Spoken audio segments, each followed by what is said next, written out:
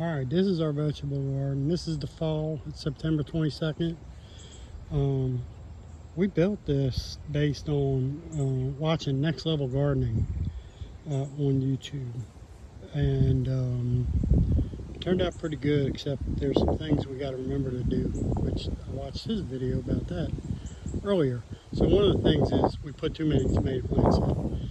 These are all heirloom tomatoes from Beth's mom and dad from the West Virginia area. They're kind of yellow and a little bit of red, as you can see. We got a lot of tomatoes off of this, but we had too many plants. We have 14 plants, and we need half of that.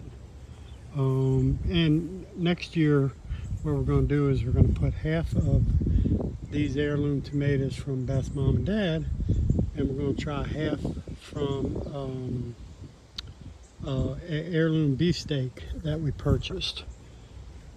And also I'm thinking about maybe putting in one cherry tomato plant.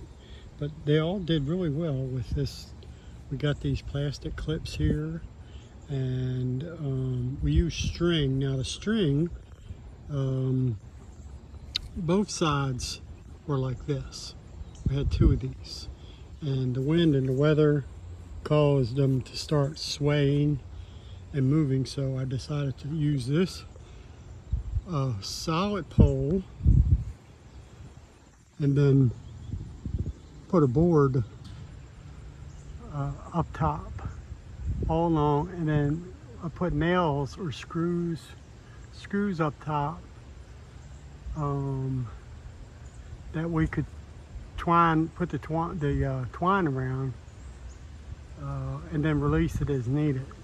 One of the things that we're going to do next year is I'm going to use green twine. It's a little sturdier. I haven't really had problems with this, but right now it's getting a little flimsy.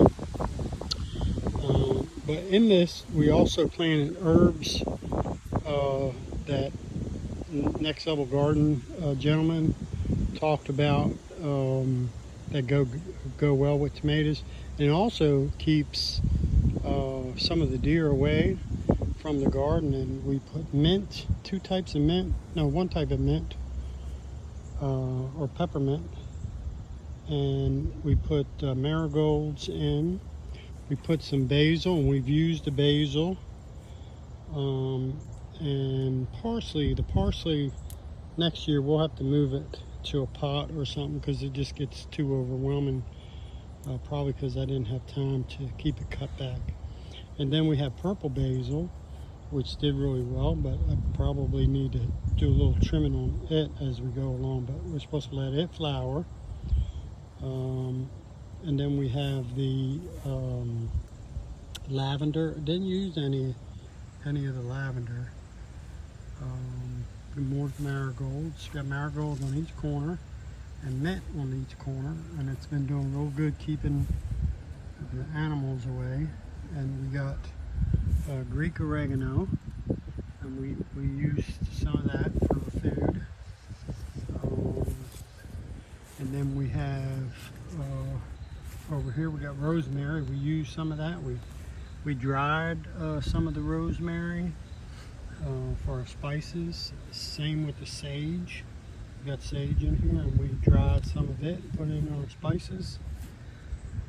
And so all in all, it worked out really well. We still have tomatoes coming in, and it's going to start cooling off a little bit here, but no frost or anything, so we're going to keep and do as many as we can. One of the things that I've learned is I need to come out here at night with the ultraviolet light to look for the evil bugs, so that we can get rid of them. I use neem oil, organic neem oil, to try to keep the pests away, and it did a pretty good job. We didn't really have any problem with rot on the tomatoes, and mainly what we did was I first started out and purchased a device to test the soil, but that didn't work out too well. So the easiest thing that I found that was recommended on those videos is just use your finger. Just put your finger down by the base of the plant, dig it, put your finger down in there, you know, second, third knuckle, whatever, and feel what the moisture is to let you know when to water it. And it's about every 3 days that we needed to water them. See, we've got frogs on here. I don't know if they're bad for the tomato plant or not, but we got a tree frog, I guess. Anyway, we also used rock phosphate in the beginning when we first put the plant in. We did it plants from seeds, put them under a light, and when we brought them out here, we put rock phosphate in the hole first, put them in, and we did use some fertilizer after a few weeks in the soil. Then we put mulch down. We probably should have put the mulch down right away. I should have put the mulch down right away. And I think that's about it. So the main thing is we're gonna get rid of that big old thing there and go with 2 of these, one on each side. They seem to work much better. And again, use the green heavier duty garden twine. And the clips worked out really well. We still got plenty of those clips, and I'm trying to save as many as I can. And it uses, as you can see, these clips here go into the ground by the plant. Of course, I've been pulling some of the plants out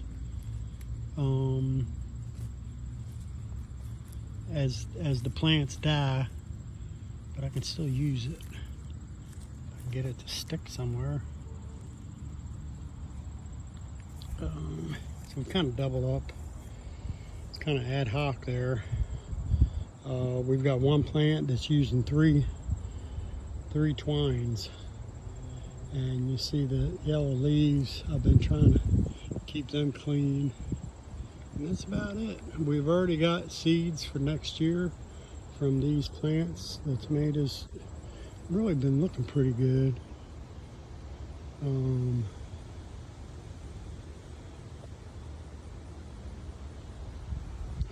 We need them to yellow up quicker though, I wish.